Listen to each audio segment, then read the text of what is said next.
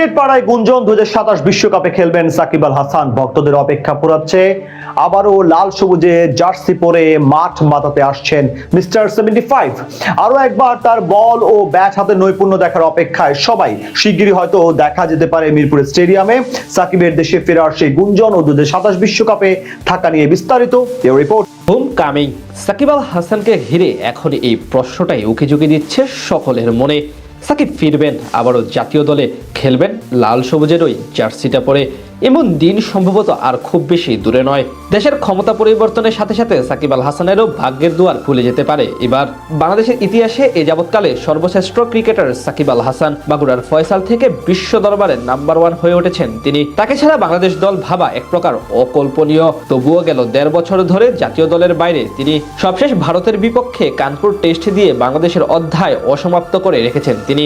এরপর থেকে তার জাতীয় দলে ফেরা এক প্রকার অনিশ্চয়তায় ঢেকে যায়। তবে দেশের পালাবদলে নতুন করে গুঞ্জন উঠেছে বাংলাদেশে প্রত্যাবর্তন করতে পারেন সাকিব আল হাসান। নতুন ক্ষমতাসীন দলের কর্মী, শীর্ষ দলীয় হর্তাকর্তাদের কথাতে সেই আশাই দেখতে পারেন মিস্টার 75 এর ভক্তরা। সাকিব আল হাসান আরেকবার জাতীয় দলের হয়ে খেলতে পারবেন কিনা এমন প্রশ্নের জবাবে এর আগে মহাসচিব ইতিবাচক বার্তাই দিয়েছিলেন। মির্জা ফখরুল সেবার বলেছিলেন সেটা সাকিবের ফর্মের উপর নির্ভর করবে, আর সে তখন ক্রিকেটে থাকবে কিনা তার উপর নির্ভর করবে। আমি কখনোই খেলাধুলার মধ্যে অন্য কিছু আনতে চাইনি এবং বিশ্বাসও করি না, সুতরাং যে যোগ্য সে অবশ্যই আসবে।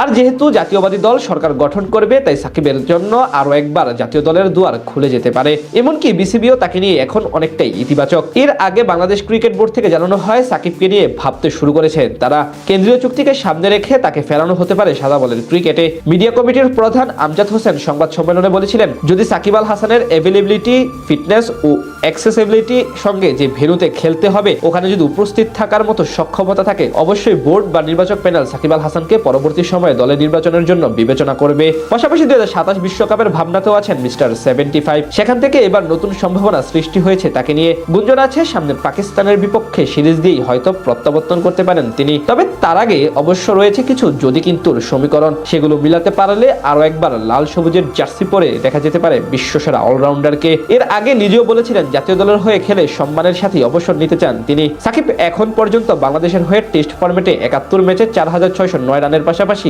শিকার করেছেন 246 উইকেট। ওডিআই ক্রিকেটে 234 ইনিংসে 7570 রান ও 317টি উইকেট আছে তার নামের পাশে। আর 129টি সংক্ষিপ্ত ফরম্যাটের আন্তর্জাতিক ম্যাচে 2551 রানের সাথে নিয়েছেন 149 উইকেট। বর্তমানে জাতীয় দলের বাইরে থাকলেও ফ্র্যাঞ্চাইজি টুর্নামেন্টের সমান তালে খেলে যাচ্ছেন তিনি। হোম কামিং সাকিব আল হাসানকে ঘিরে এখন এই প্রশ্নটাই উকিঝুঁকি দিচ্ছে সকলের মনে।